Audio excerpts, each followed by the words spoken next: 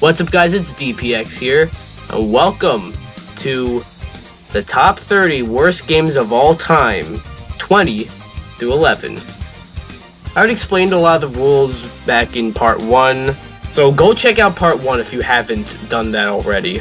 Seriously, don't watch this unless you've seen part 1. Without further ado, let's get started. But before we do that, you know what to do. Be sure to like this video, subscribe for new notifications, leave a comment, you'll be a loyal subscriber.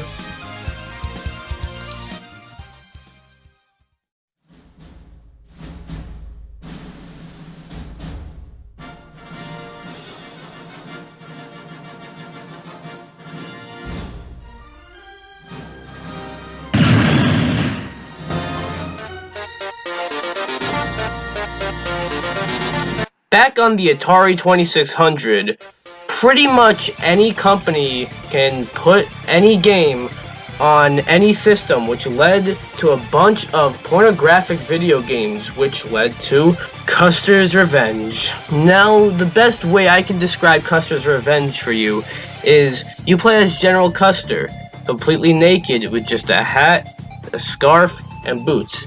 And you're fucking raping a naked Indian woman on a cactus. The fact that that was something that just came out of my mouth is mind-blowing, and there isn't much else to the game other than that. Many people were offended by this game, and I don't blame them. Not only is it offensively, culturally offensive, but it's also offensively bad. Fuck this game, it shouldn't exist. Daughter Josie, if you lost count, that's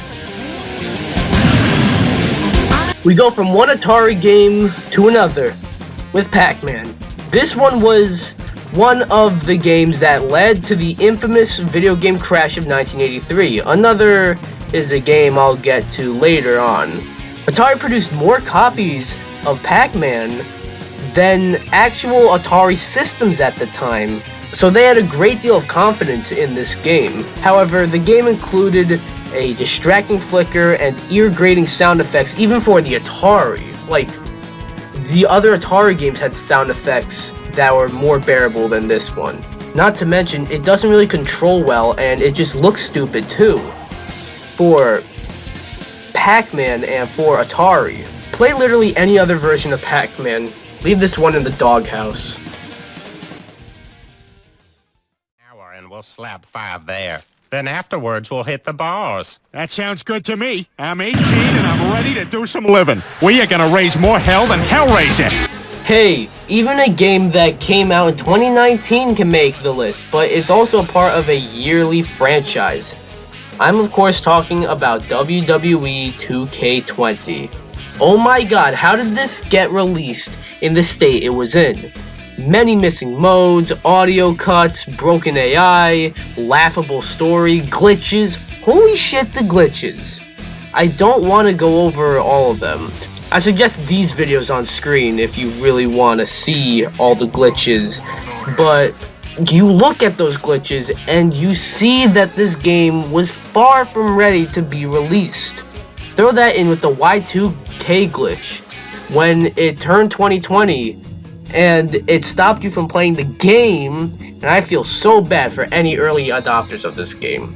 So bad. Not to mention, they've officially devalued this game to $20. I'd say that is far too much for it still. NB17. All over again.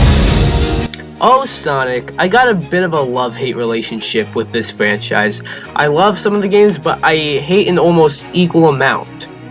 One game that is terrible, and I think we can all agree on that, is Sonic 06. What can I say about this game that hasn't already been said? Terrible controls, terrible glitches, terrible graphics, terrible animations, terrible cutscenes.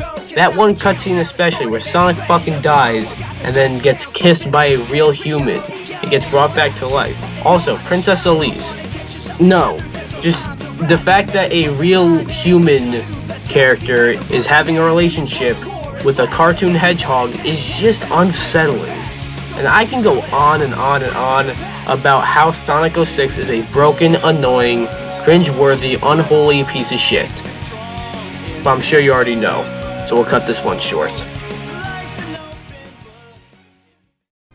Introducing TurboGrafx 16, the next generation video game system. Good old Bugsy. How did he come back? Why does he have more games now? I can put any Bugsy game on here, really, but let's be real, it's Bugsy 3D that has to take the spot. First of all, the game not only looks unfinished, it also looks like it's barely been started. Also, Bugsy is probably at his most obnoxious in this one, which says a lot, because he's pretty obnoxious in his other games. Also, the camera controls are shit too, where every time you jump onto a platform, the camera pans down and can possibly mess you up. And also the self-referential humor is just annoying. The controls are stupid too. All that and more makes Bugsy 3D a terrible video game.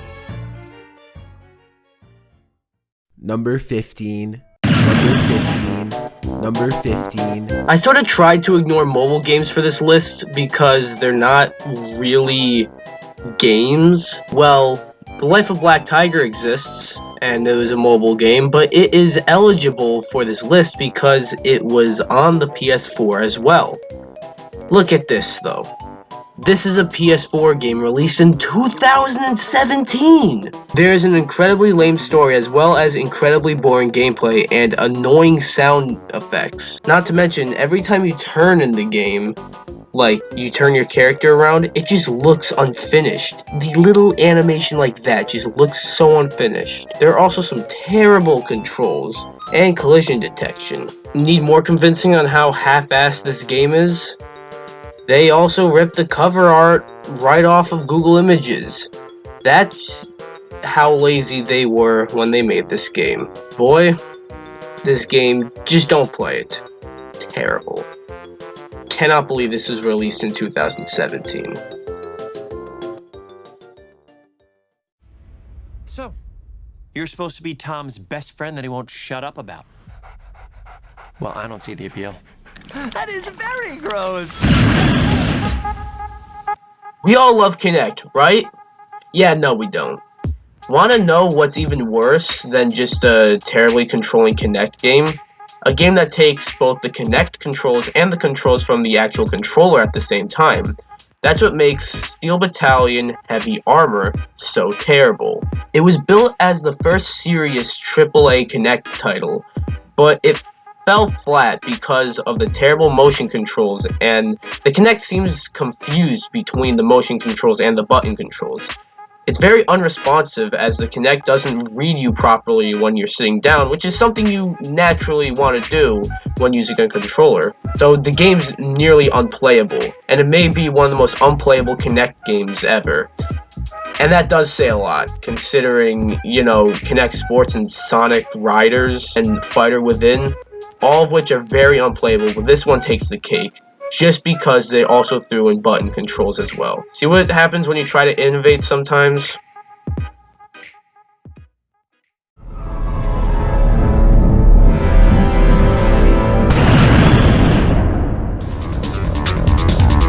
When you less than half-ass a video game and expect it to have a cartoon series, comic books, and a toy line, and be like the next Batman, you're really setting yourself up for failure. Such is the case with Drake of the 99 Dragons.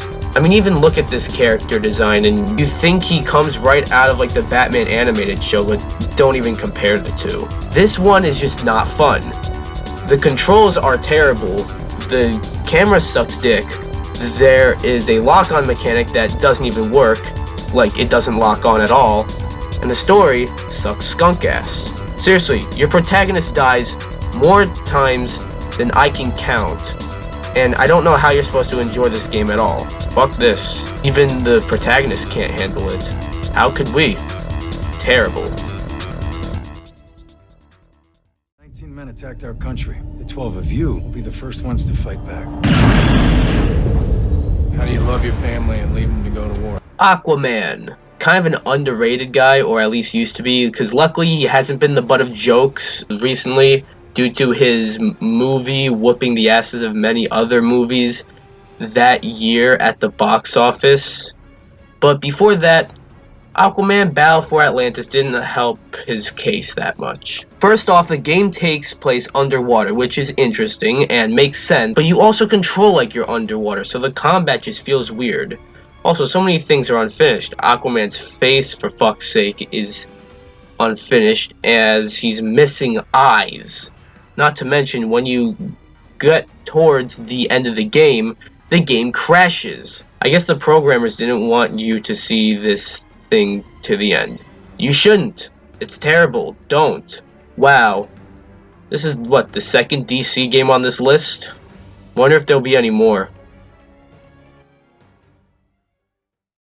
Number 11. Your father will die. Now, I love fighting games, but there are some serious stinkers in that genre, whether you're talking about Rise of the Robots, Catfight, or Dangerous Streets, all I considered for this list.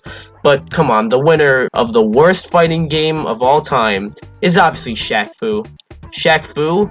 More like Shaq-Fu. I just want to say this, out of every game here, Shaku might have the worst controls. I hardly ever feel like I'm in control of any character, but it doesn't matter because you're very likely to win anyways. Not to mention the music also sucks to listen to, and you got a game that isn't fun. Really not fun. However, you can't say it's so bad it's good. Like, the fact that this exists makes this fucking gold, but it didn't even make the top 10. Well, that was this part of the list. What do you think? Do you agree with the list so far? Be sure to like this video, comment, subscribe, and I'll see you guys possibly tomorrow with the finale.